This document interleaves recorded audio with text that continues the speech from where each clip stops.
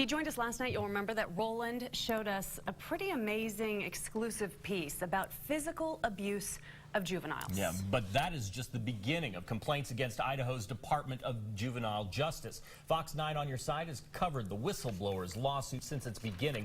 It alleges everything from gross mismanagement to sexual abuse. And the sexual abuse complaints gained credence recently from the arrest of a security supervisor who admitted to having sex with an inmate. The attorney for the whistleblowers says that's just the tip of the iceberg.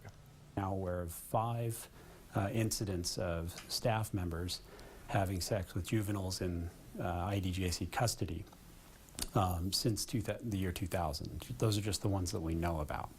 Last night, in part 1 of my series on the troubles at juvenile corrections, I talked with former inmates about their experiences. They corroborate many of the lawsuit's allegations, including cases of staff violence against inmates and sexual abuse. And Roland, after seeing your story last night, it is hard for me to believe that this is a department that's supposed to help kids, help them get their lives turned around. It really is hard to believe. And in part 2 of my On Your Side investigation of juvenile corrections, you're about to see how in some cases they're doing anything but that.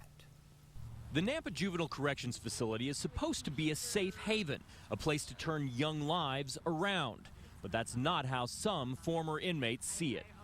They are teaching kids to be better criminals. That's a shocking statement. That's exactly what it is, though. Mallory Solis, who spent close to 2 years in juvenile corrections, talked to us by phone from eastern Idaho about what she says most juvenile inmates know. So again, if you wanted to get out faster, the best way was to act up. Basically, yeah. Dakota Haley, also a former inmate, agrees. That is exactly how it is, because I tried for 17 months straight to get my release, and when I didn't get it, I acted up, and I got kicked out in 4 months. Unlike adult inmates, juveniles don't have specific terms. Their release is predicated on whether they complete programs and toe the line. But if they cause chaos instead... If you just go and you just, cause riots, if you just beat up everybody you see, if you just continuously just act up and just not make any effort to change whatsoever, eventually they'll give up on you and they'll just release you. Robert is a former inmate who asked us to hide his identity. He and other juveniles say acting up can be worth it to avoid what they call unbearable conditions. And it gets to the point where you get so irritated with you trying to change and have people breathing down your neck so bad, and you just want to get out of there. They say it can get especially bad if you write a grievance.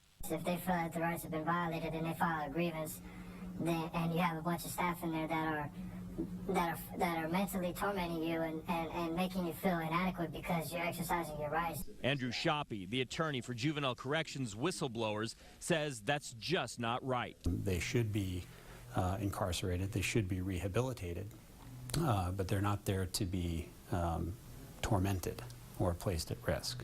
The juvenile corrections facilities have an obligation and a duty to take care of them. They're not just prisoners, they're still children. Clearly not every staff member causes problems. Many, like these whistleblowers, say they're trying to make things better. The juveniles we talked to say the problem lies with the department's director. My opinion really is Miss Herringfield, because she runs the programs and she really just doesn't want to put up with BS at all. If it's not going her way, then get out.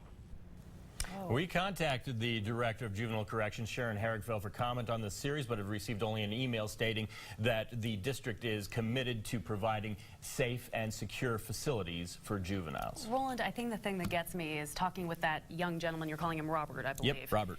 They'll just give up on me. They're giving up on me. This is the place where we're not supposed to give up and try and fix the problem, correct? Right, obviously different than what you would have with adults. It's a situation where you really want to give them that extra chance to turn their lives around, and it's shocking to hear some of their stories. Now, Monday, we're going to hear how widespread these issues are, because obviously it's not just an issue in the Valley, it goes statewide. And also, what former juveniles say, that oversight of all of these facilities is seriously lacking. Monday night right here on Fox 9. Okay, thank you.